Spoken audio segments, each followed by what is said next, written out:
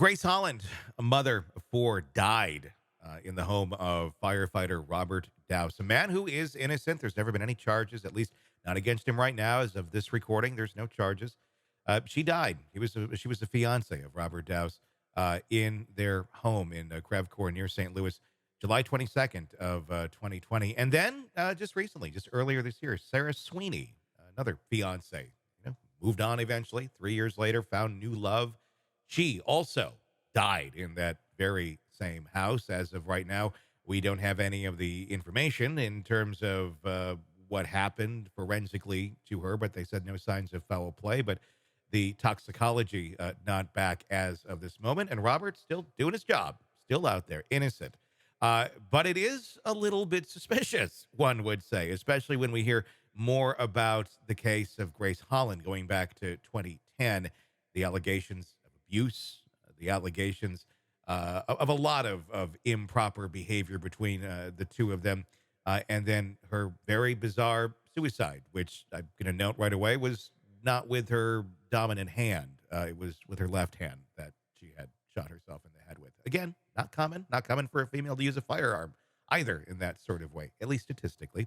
Eric Faddis, defense attorney, joining us to discuss.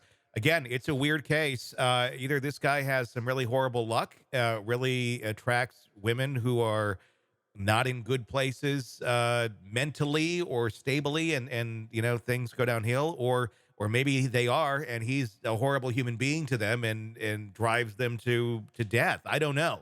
There's a lot of things to look at here. What's your thoughts on this case as to where it stands right now? When looking at this firefighter's track record, so many alarms go off when you're seeing the deaths, repeated deaths of romantic partners. Like you said, either this dude is the most unlucky person in the world, Hmm. or there is something fishy going on. And I think the entire nation is waiting to see what development comes next in this case, because beyond peculiar the fact that he's been associated with all of these deaths, multiple deaths happen to occur in his home. Very bizarre. What kind of problems are they going to encounter here? Because it seems there was a really tight relationship between the fire department and the Crevecoeur Police Department, and we saw that in the investigation. We've heard it in a phone call. The phone call, I mean, the number one, the 911 call was suspicious as hell. You can go back and listen to that on the podcast. And then you have the phone call between a detective and Robert. The detective saying, "Hey, we need to take a look at your phone." I mean, how common is it that the detective is going to call up the suspect, tell them exactly what they're going to need to look at in terms of evidence on your device? And we're curious about possible murder here, and we'll let you know. We'll go back so far, this or that, but yeah, we need to take a look. You want to just bring it in sometime? Maybe we'll go get a beer. I mean, it was just the most casual call. It was like asking someone, like, "Hey, you want to go get a beer?" But it was asking for what could be a key piece of evidence and very incriminating piece of evidence into a possible murder situation. I mean, that phone call, it seems so insanely improper, but is it that uncommon that this sort of thing happens? And what sort of issues are they going to run to in terms of, investigating this, if they ever do take a serious look at this as a murder investigation?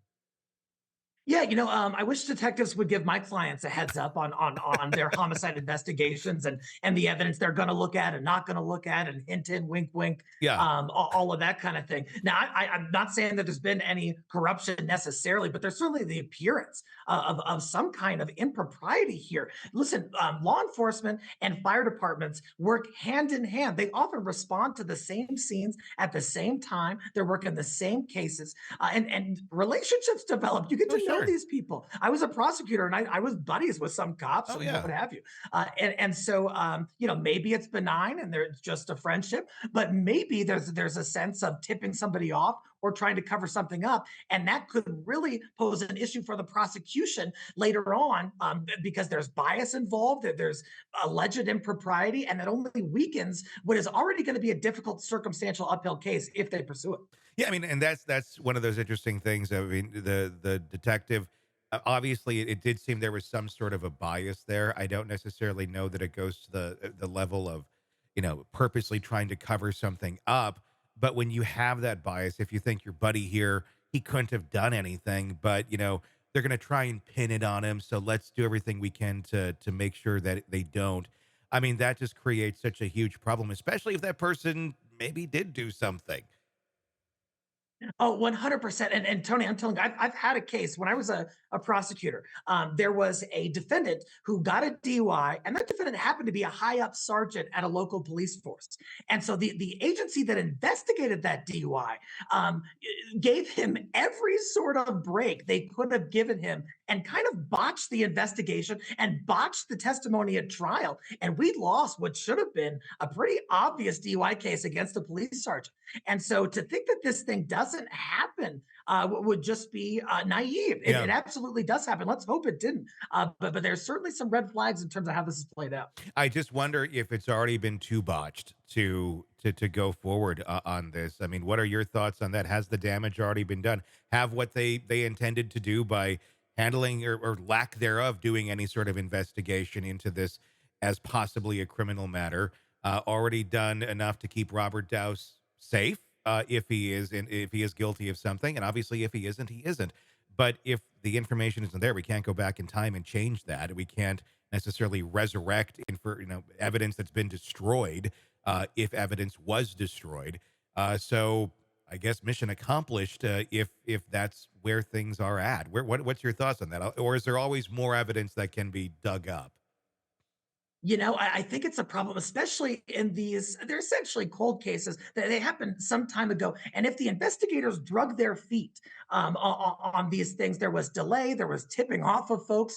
Like you said, it just gives rise to the question, what evidence is lost? Mhm. What evidence are we never going to get again in what could be a very serious homicide investigation? And does that cripple the prosecution such that those victims will never get justice? I think that's a very real concern. And that is all even premature because no charges filed whatsoever as of right now. Still innocent, still free.